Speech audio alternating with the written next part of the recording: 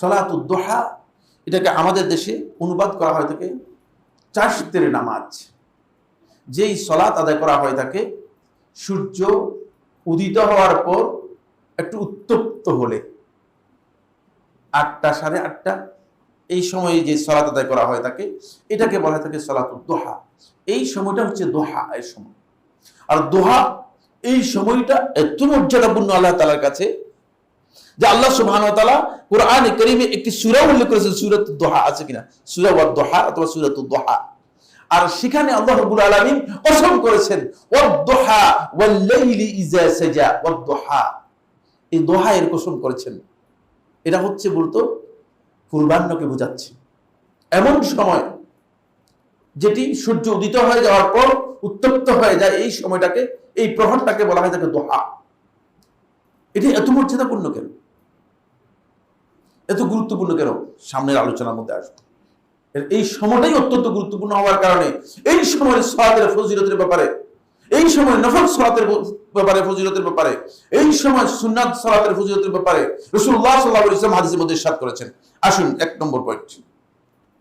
আন আবি যার রাদিয়াল্লাহু তাআলা আনহু, আবু যার রাদিয়াল্লাহু বর্ণনা করেন, তিনি বলেন আন নবী সাল্লাল্লাহু আলাইহি ওয়াসাল্লাম, নবী সাল্লাল্লাহু আলাইহি ওয়াসাল্লাম থেকে বর্ণিত হয়েছে, قال রাসূলুল্লাহ সাল্লাল্লাহু আলাইহি ওয়াসাল্লাম বলেন, ইউসবিহু আলা কুল্লি সুলামা মিন আহাদিকুম সাদাকাহ, যে তোমাদের প্রত্যেক ব্যক্তির তার প্রত্যেকটি যে অঙ্গ আছে এই প্রত্যেকটি অঙ্গের জন্য সে প্রতিদিন তাকে আল্লাহ রাব্বুল আলামিনকে সদকা দিতে হবে।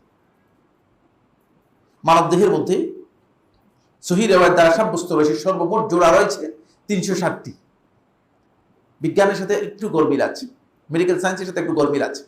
গরমিল মেডিকেল সায়েন্স সেটা আবিষ্কার করতে পারেনি এখন। মেডিকেল সায়েন্স যেটাকে বুঝতে পেরেছেন সেটাই উল্লেখ করেছেন।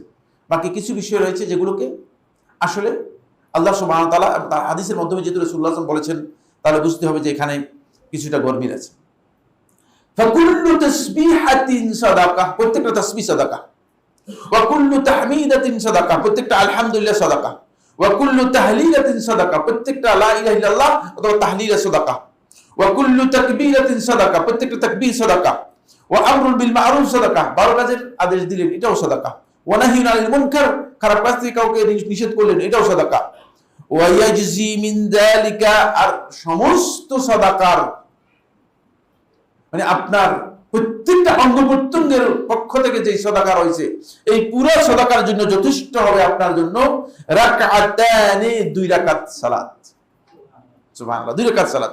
ইয়ারকাউহুমা মিনাদ দুহা, যখন আল্লাহর বান্দা এই 2 রাকাত সালাত আদায় করবে দোহা এর সময়, অর্থাৎ ওই চাশতের সময়।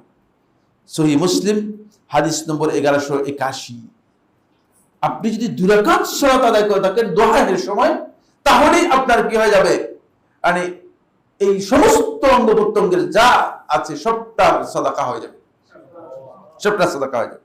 সুতরাং আপনি বসে বসে সাদাকা আদায় করার চেয়ে কত সহজে আপনি সেই সাদাকা আদায় করতে পারবেন, এবং হাদিস সনদের দিক থেকে একেবারেই বিশুদ্ধ।